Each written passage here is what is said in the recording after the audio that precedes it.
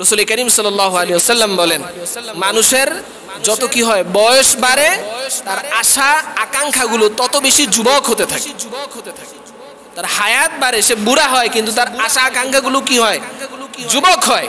তার মানে হলো তার আরো বেশি চাওয়া, আরো বেশি পাওয়া, আরো বেশি আকাঙ্ক্ষা বাড়তে থাকে। তো মানুষ অনেক বেশি দিন বাঁচতে চায়, মানুষ অনেক বেশি সম্পদ অর্জন করতে চায়। দুনিয়াতে এত দৌড়ঝাঁপ, এত কিছু, সবকিছুর মূল উদ্দেশ্য কি?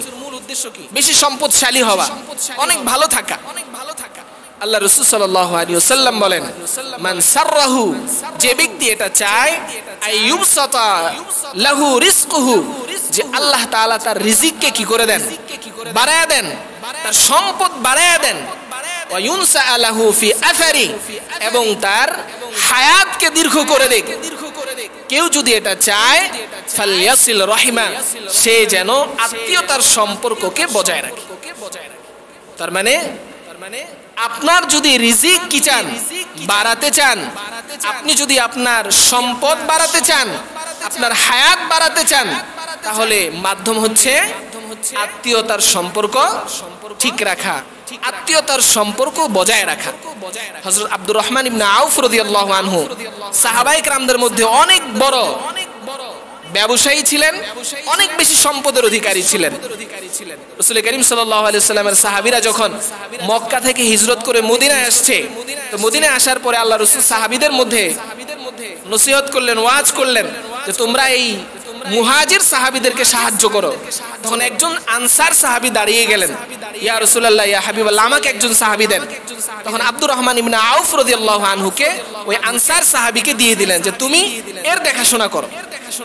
ওই সাহাবী আব্দুর রহমান ইবনে আউফ রাদিয়াল্লাহু আনহুর হাত ধরে তার বাড়িতে নিয়ে গেলেন, গিয়ে বললেন যে এই যে আমার দুইজন স্ত্রী আছে, একজনকে আমি তালাক দিয়ে দিচ্ছি, একজন তোমার। আমার যে এই যে সম্পদ আছে, এই সম্পদের অর্ধেক আমি তোমাকে দিয়ে দিলাম।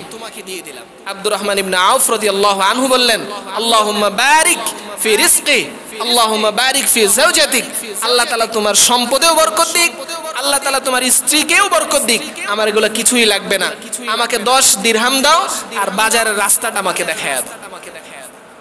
10 দিরহাম নিলেন, বাজারে চলে গেলেন, সারা দিন ব্যবসা করে 100 দিরহাম লাভবান হয়ে গেলেন। এত চমৎকার ব্যবসায়ী ছিলেন, আল্লাহ তাআলা ওনাকে এত এত বেশি বরকত দিয়েছিলেন, এত বেশি বরকত দিয়েছিলেন। উনি যতই সম্পদ দান করে, ওনার সম্পদ আর কি হয় না, কমে না, সম্পদ কমে না। দান করছেন, আল্লাহ রাসূলকে দিচ্ছেন, আত্মীয় স্বজনকে দিচ্ছেন, কিন্তু সম্পদ কমে না। সাহাবায়ে কেরাম এর কারণ যখন তালাশ করলেন, তখন দেখলেন সমস্ত সাহাবীদের মধ্যে হযরত আব্দুর রহমান ইবনে আউফ রাদিয়াল্লাহু আনহু সবচাইতে বেশি আত্মীয়দের খোঁজ খবর বেশি রাখছেন। আত্মীয়দের খোঁজ খবর বেশি রাখার কারণে আল্লাহ তাআলা তার সম্পদের মধ্যে কি দিয়েছেন? প্রাচুর্য দান করেছেন, বরকত দান করেছেন। আর এই সম্পদের মধ্যে সবচাইতে বড় সম্পদ হচ্ছে সন্তান, নেক সন্তান। আমার ভাই, এটা আমি আমার কেন জানি আমার মনে বলছে, আজকে আমাদের ছেলে মেয়েরা আমাদের কথা শোনে না, আজকে আমাদের ছেলে মেয়েরা নেক হয় না, বরকতি হয় না। দেখা যায় বাবা মার কথা শোনে না, নিজের ইচ্ছা মতো চলে, ঠিক মতো পড়ালেখা করে না। আমার মনে হয় এরকম অনেক ধার্মিক ফ্যামিলি আছে যাদের ছেলে মেয়ে মানুষ হয় না। খোঁজ খবর নিয়ে দেখেন এই মানুষটা প্রকৃতপক্ষে সে তার আত্মীয়দের হক আদায় করে।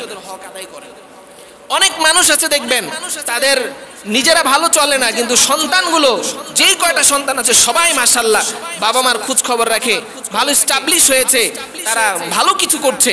খোঁজ খবর নিয়ে দেখেন ওই মানুষটা তার আত্মীয় স্বজনের সাথে সুসম্পর্ক বজায় রাখে।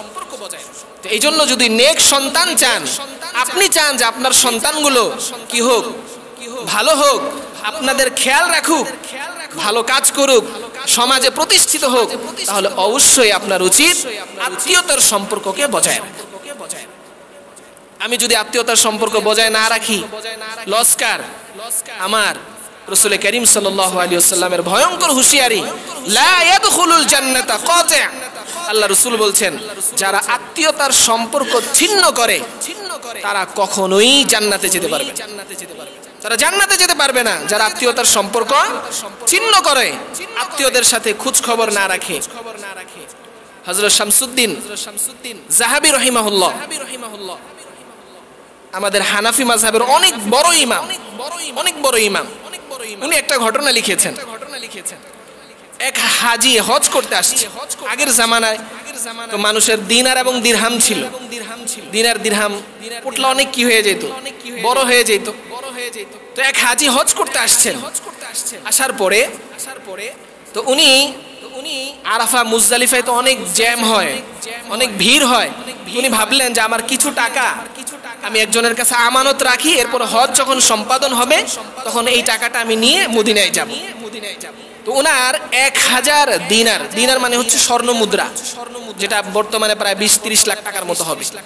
এই 1000 দিনারের একটা থলি নিয়ে একজনকে জিজ্ঞেস করলেন, ভাই আমি আমার এই টাকাটা আমানত রাখতে চাই কারো কাছে, এমন কেউ আছে? তখন বলল যে অমুক জায়গায় যান, একজন ভদ্রলোক ভালো মানুষ আছে, সবাই তাকে জানে, সে খুব আমানতদার, আপনি তার কাছে রাখতে পারেন। তো গেছেন, যাওয়ার পরে ওনাকে বলছেন যে আমি আপনার কাছে এই 1000 দিরহাম আমানত রাখতে চাই। তো বললেন যে ঠিক আছে, আপনি আপনার নাম ঠিকানা রেখে যান। তো নাম ঠিকানা রেখে উনি লিখে ওনার কাছে জমা দিয়ে উনি হজের যে বাকি কাজগুলো আছে এগুলো করতে চলে গেছে। হজ সম্পাদন করে ফিরে আসছেন। আসার পরে এখন ওই দোকানে যার কাছে রেখে গেছেন আমানত, দেখেন যে দোকান বন্ধ। পাশের দোকানদারকে বলছেন যে ভাই এই দোকানদার কোথায়? ওনার কাছে তো আমি আমানত রেখেছিলাম। বলে ওই লোকটা তো কিছুদিন আগে মারা গেছে। খুব ভালো মানুষ ছিলেন, খুব আমলি লোক ছিলেন। তো ওনার জানাজার নামাজ পড়িয়েছেন হারামাইনের যিনি ইমাম সাহেব, তার জানাজা পড়িয়েছেন। খাদিজাতুল কুবরা রাদিয়াল্লাহু আনহার যে মাকবারা জান্নাতুল বাকি, সেখানে তাকে সমাহিত করা হয়েছে, দাফন করা হয়েছে। তো উনি তো বললেন যে তাহলে এখন আমার টাকা কিভাবে পাবো? আমি তো ওখানে ওনার কাছে আমানত রেখেছি। তো তখন বললো ওনার পরিবারের কাছে যান, ওনার পরিবারের লোকগুলোও ভালো, হয়তো আপনার টাকা ফেরত দিয়ে দিবেন। বাড়ি গেছেন, যাওয়ার পরে বলছেন তোমার বাবার কাছে আমি আমানত রেখেছিলাম, আমার আমানতটা ফিরিয়ে দাও। তো তারা বলছে আচ্ছা দেখি আমার বাবা আপনার এরকমের কোনো টাকা রেখেছেন কিনা। পুরো ঘর তালাশ করে দেখেন, কোথাও তার আমানতের কি নেই, টাকা নেই। তো বলতেছে আপনি যদি টাকা রেখে থাকেন তাহলে তো থাকার কথা, আমরা আপনার এ ধরনের নাম ঠিকানা সহ এরকমের কোনো পুটলা আমরা খুঁজে পাচ্ছি না।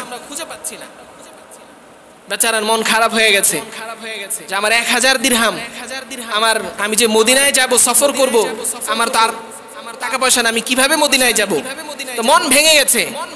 মন ভাঙা অবস্থায় বাইতুল্লাহ তাওয়াফ করছে। বাইতুল্লাহ কি করছে? তাওয়াফ করছে। আপনারা কতটুকু জানেন আমি জানি না, এই বাইতুল্লাহে শুধু যে মানুষকে তাওয়াফ করতে আমরা দেখি, কিন্তু অসংখ্য বুজুর্গানে দিন, অনেক আল্লাহ ওয়ালারা এইখানে তাওয়াফ করে, এগুলো আমরা দেখি না। অনেক গাউস, অনেক কুতুব, অনেক আবদাল এখানে তাওয়াফ করেন। আল্লাহর অনেক নেক বান্দারা এই জায়গায় থাকেন, যাদের চোখ আছে তারা দেখতে পায়। তো এরকম উনি এভাবে কান্না করছেন আর তাওয়াফ করছেন। তো এক বুজুর্গ দেখে বলছেন কি হয়েছে, তার ঘটনা বলছেন। উনি বলতেছেন তুমি রাতের বেলা এই যে জমজমের যে কুয়ার পানি আছে, এই কুয়ার পানি দিয়ে ওযু করে 2 রাকাত নামাজ পড়বে। নামাজ শেষ করার পরে এই কুয়ার মধ্যে এসে কুয়ার দিকে তাকিয়ে যেই লোকের কাছে তুমি টাকা রেখেছিলে তার নাম ধরে ডাকবে, আর যদি সে ডাকে সাড়া দেয় তাহলে তুমি তার কাছে জিজ্ঞেস করবে তোমার সম্পদ কোথায় আছে। অলৌকিক মনে হচ্ছে না? এটা শামসুদ্দিন যাহাবী রাহিমাহুল্লাহ তিনি লিখেছেন, এই ঘটনায় কোনো সন্দেহ নেই।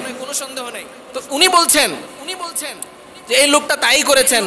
রাত 2টা-3টার দিকে ঘুম থেকে জেগে জমজমের পানি দিয়ে ওযু করে উনি নামাজ পড়েছেন, কুয়ার মধ্যে এসে ডাক দিয়েছেন। কোনো সারা শব্দ নেই। কেন? উনি বলছেন যে যদি সেই লোকটা জান্নাতি হয় তাহলে এই কুয়া থেকে তার কি আসবে? আওয়াজ আসবে। তো যখন নাকি আওয়াজ আসে নাই, তিনি আবার 2 রাকাত নামাজ পড়ে আবার ডেকেছেন। এইভাবে ফজরের আগ পর্যন্ত করেছেন, কিন্তু কোনো সারা শব্দ পান নেই। ফজরের পরে ওই যে বুজুর্গের কাছ থেকে পরামর্শ নিয়েছিলেন তাকে গিয়ে বলছেন, হযরত আপনি যে বললেন যে ডাকলে সারা পাবো, কোথায় পেলাম না তো। তখন ওই বুজুর্গ বলছেন, নাউযুবিল্লাহ, ইন্না লিল্লাহ, আমরা তো এই লোককে ভালো জানতাম, আমরা তো ভেবেছিলাম এই লোক জান্নাতি হবে, তার মানে এই লোক জান্নাতে তার লিস্টের মধ্যে নাম নাই, তুমি যাও ইয়ামানের রাজধানী সনায় আরেকটা কুয়া আছে, দিনের বেলা যাবে, রাতের বেলা গিয়ে রাত 2টা-3টার দিকে গিয়ে ওই কুয়ায় ডাক দিবে। আমি সংক্ষেপে বলে দিচ্ছি। রাতের বেলা সে সেই সনা, ইয়ামানের রাজধানী সনায় গিয়ে ওই কুয়া বের করে রাতের বেলা গিয়ে ওই কুয়ার মধ্যে ডাক দিছে নাম ধরে ডাক দেওয়ার পর ওই কুয়া থেকে ডাকের কি আসছে, সারা আসছে। হ্যাঁ লাব্বাইক, বলেন কি চান। পরে বলতেছে যে আপনার নাম এখানে কেন? ওই কুয়ায় যারা জাহান্নামী তাদের লিস্টের লোকেরা ওই কুয়ার মধ্যে আছে। তো যখন নাকি ডাকে সাড়া দিছেন তখন বলতেছেন যে জনাব, আপনাকে সবাই জানে, আপনি একজন বুজুর্গ আল্লাহওয়ালা মানুষ, সবাই তো ভাবছে আপনি জান্নাতি, তো আপনাকে ওই কুয়ার মধ্যে না পাইলাম না, এখানে জাহান্নামের লিস্টে যারা তাদের না এই কুয়ার মধ্যে থাকার কথা, তা আপনার নাম জাহান্নামের লিস্টে কেন? তখন ওই বুজুর্গ ওই আওয়াজ আসছে, সে বলতেছে দেখো, আমার নামাজ কালামে কোনো কিছুতে সমস্যা ছিল না, কিন্তু আমার একটা বোন ছিল, আমার আত্মীয় ছিল, তো এ মাঝে মধ্যে অসুস্থ হয়ে পড়তো, আমি তার কোনো খোঁজ খবর নিতাম না, মাঝে মধ্যে আমার কাছে এসে কিছু সাহায্য সহযোগিতা চাইতো, আমি তাকে সাহায্য সহযোগিতা করতাম না। এইভাবে একদিন শুনি আমার বোনটা মারা গেছে। তো আমার যখন ইন্তেকাল হয়, আল্লাহ তাআলা আমার সমস্ত আমলকে বাদ দিয়ে বলছেন, তুমি যেহেতু তোমার আত্মীয়ের সম্পর্ক ঠিক রাখো নাই, তোমার ইবাদত আমি কোনো কিছুকে কবুল করলাম না, তোমার ঠিকানা এখন জাহান্নাম। তখন ওই বুজুর্গ বলতেছেন, ওই বুজুর্গ যে লোকটা এই আওয়াজ শুনছেন তিনি বললেন যে আপনি তাহলে আত্মীয়তার সম্পর্ক নষ্ট করার কারণে আপনার এই অবস্থা, বলতেছে তুমি আমার জন্য দোয়া করো, আল্লাহ যেন আমাকে এই অবস্থা থেকে বাঁচায়। তো ওই লোকটা চলে এসে ওই যে বুজুর্গ বাইতুল্লাহর সাথে যে তাকে এই সংবাদ দিয়েছে তাকে গিয়ে বলছে, ভাইজান আপনি যে বললেন যে এটা একটা অদৃশ্য খবর, কিভাবে এটা সম্ভব? একজন মানুষ মরে গেছে, তার কাছ থেকে আমার থলি কোথায় আছে সেই খবর আমি বের করছি। কয় যে দেখো, এটা অদৃশ্যের খবর হোক, এটা মিরাক্কেল হোক, আশ্চর্যকর হোক, অবিশ্বাস্য হোক, সব কিছু ঠিক আছে, কিন্তু হাদা তাসদীকু কওলি রাসূলিল্লাহ সাল্লাল্লাহু আলাইহি ওয়াসাল্লাম, আল্লাহ রাসূল সাল্লাল্লাহু আলাইহি ওয়াসাল্লামের কথার সত্যতাকে প্রমাণ করার জন্য এই ঘটনাটা ঘটেছে। আল্লাহ রাসূল যে বলেছেন যারা আত্মীয়তার সম্পর্ক ছিন্ন করবে তারা জান্নাতে প্রবেশ করবে না, আল্লাহ রাসূলের কথাকে সত্যায়ন করার জন্য এই অলৌকিক ঘটনা আল্লাহ তাআলা ঘটিয়েছে। তো এই জন্য আমার ভাই, আজকে দেখা যায় আমাদের মধ্যে আমরা অনেকে নামাজি আছি, অনেকে মাশাআল্লাহ তাহাজ্জুদ গুজার আছি, কিন্তু নিজেদের আত্মীয় স্বজনের খোঁজ খবর রাখি না। কে আমাদের মধ্যে এই আত্মীয়তার সম্পর্ক ছিন্নের অনেক বেশি পরিলক্ষিত হচ্ছে। আত্মীয় বলতে কাদেরকে বোঝায়? আত্মীয়তার 3টা স্টেপ আছে। এক নাম্বার হচ্ছে বাবার দিকের আত্মীয়, আরেক হচ্ছে মার দিকের আত্মীয়, আরেকটা হচ্ছে শ্বশুরালয়ের আত্মীয়। এই আত্মীয়তার সিরিয়ালের মধ্যে সবার আগে হচ্ছে বাবার দিকে, অর্থাৎ বাবা, দাদা, দাদি, তারপরে চাচা, তারপরে ফুপু, এরা হচ্ছে সবার আগে। যখন নাকি আমি কোনো আত্মীয় স্বজনের খোঁজ খবর রাখবো আগে হচ্ছে তারা, এরপরে হচ্ছে মার দিকের আত্মীয়, মা, নানি, খালা, মামা, এরা, আর সর্বশেষ স্তর হচ্ছে শ্বশুর বাড়ির আত্মীয়ের স্তর। ইসলাম যাদেরকে প্রথম রেখেছে, আজকে আমাদের কাছে এটা হয়ে গেছে সবার কি? আমি কি ভুল বললাম? ইসলাম যাদেরকে প্রথমে রেখেছে তারা হয়ে গেছে লাস্ট, আর যাদেরকে রেখেছে সবার শেষে, এখন আমাদের আত্মীয়তার সম্পর্ক সেটাই আগে। দেখা চাচার সাথে সম্পর্ক নাই, চাচতো ভাইয়ের সাথে সম্পর্ক নাই, ফুহুদের সাথে সম্পর্ক নাই, এদের কোনো খোঁজ খবর নাই, মাগার শালা এবং শালি, শ্বশুর এবং শাশুড়ি, এদের খোঁজ খবর নিতে আমাদের কোনো কি নেই, কোনো ত্রুটি নেই। এদের খোঁজ খবর নেওয়ার ব্যাপারে সবার আগে আমরা, অথচ এর আত্মীয়ের ক্ষেত্রে কোন জায়গায়? সবার নিম্নে। আমি বলি না শ্বশুর শাশুড়ি এবং শালা শালি এদেরকে খবর নিবেন না, কিন্তু সবার আগে রাখতে হবে কাদের? শরীয়ত যাদেরকে আগে রেখেছে আমাদের তাদেরকেই কি রাখা চাই? আগে রাখা চাই। আজকে দেখা যায় সবচাইতে দুঃসম্পর্ক হচ্ছে ভাইয়ে ভাই, ভাইয়ের সাথে ভাই বছরকে বছর হয়ে যায় কথা বলে না। সবচাইতে দুঃসম্পর্ক হচ্ছে ভাইদের সাথে। এই জন্য আল্লাহ তাআলা পবিত্র কোরআনে কি বলছেন? ওয়া ইতাইযিল কুরবা। আল্লাহ তাআলা যে 3টা নসিহত করছেন, আদেশ করছেন, এক নাম্বার হলো কি করো? ইনসাফ করো, এরপরে ইহসান করো, ওয়া ইতাইযিল কুরবা, আত্মীয়দের হক দাও। আত্মীয়দেরকে দাও, এখানে আল্লাহ বলেন নাই সম্পদ দাও, এখানে আল্লাহ বলেন নাই কিছু দাও, বরং আত্মীয়ের যখন যা কিছু প্রয়োজন হবে তখন সেটাই তাকে দিতে হবে। এখন আত্মীয়ের আপনার সহযোগিতা দরকার, সহযোগিতা দেন। তার সাথে উত্তম ব্যবহার করা দরকার, উত্তম ব্যবহার করেন। তাকে টাকা দেওয়ার প্রয়োজন টাকা দেন, সময় দেওয়ার প্রয়োজন সময় দেন। যখন যেটা প্রয়োজন হবে সেইটাই আপনাকে কি করতে হবে, দিতে হবে। এটাই হচ্ছে আত্মীয়ের হক। এই জন্য আত্মীয়দেরকে কখনোই কি করা উচিত না, দূরে ঠেলে দেওয়া উচিত না।